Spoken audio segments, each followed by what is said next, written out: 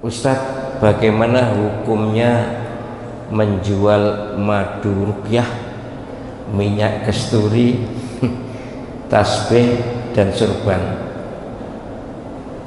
Kalau jual tasbih kan boleh, jual surban juga boleh, jual minyak kasturi juga boleh, jual madu juga boleh. Masalahnya adalah madu yang didoai, minyak kasturi yang didoai atau diruqyah, tasbih yang didoai, surban yang didoai, itu bagaimana hukumnya menjual? Begini, bahwa Nabi Shallallahu Alaihi Wasallam tidak melakukan itu, ya. Apa lalu kalau melakukan itu bid'ah? Tidak selalu begitu.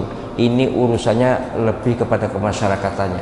Bahwa urusan mendoakan, yang penting doanya ada tuntunan, ya oke, tidak ada masalah. Nabi juga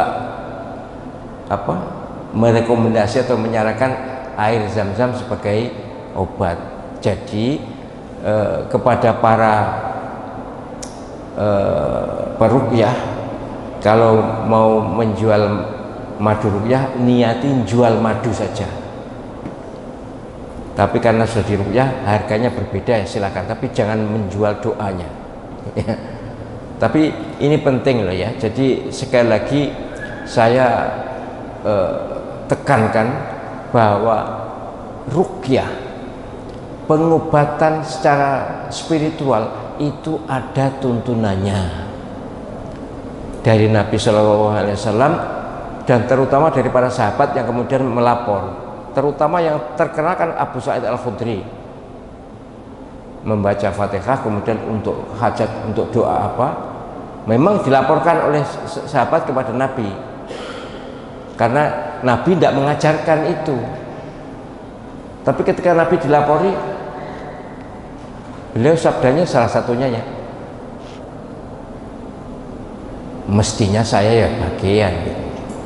Artinya Nabi, kalau kalian bisa meruqyah itu kan karena saya, mestinya saya dapat royaltinya, kira-kira begitulah maknanya. Hadis lain menyatakan yang paling berhak mendapatkan upah adalah Al-Quran. Itu pernyataan Nabi. Banyak riwayat yang terkait ini, tapi Nabi sendiri tidak melakukan. Sebab bisa penyelesaian, bayangkan kalau Nabi melakukan ruqyah, ngobati, kira-kira umatnya kabeh jadi dukun. Iya, kalau Nabi ngobati, kira-kira terus akhirnya kabeh bisa dianggap itu, waduh, ya memang sunnah Rasul. Memang Nabi juga pernah, tapi diam-diam. Sekali lagi, bahwa ada madu ruqyah, kalau penjenengan ada itu, ada rotan, ada surban, ya silakan aja. Yang penting satu, doanya harus benar sesuai tuntunan Nabi Shallallahu Alaihi Wasallam. Yang kedua, hatinya harus tetap kontak, hanya Allah Subhanahu Wa Taala penyebab semua kesembuhan atau sakit. Jadi kalau sembuh bukan karena madu, tapi karena Allah Subhanahu Wa Taala. Kalau sembuh bukan karena minyak kasturi, tapi karena Allah SWT. Gitu loh ya. Jadi bagaimana kita noto niat supaya apa yang kita lakukan itu tidak nyimpang dan bahkan kemudian berpahala.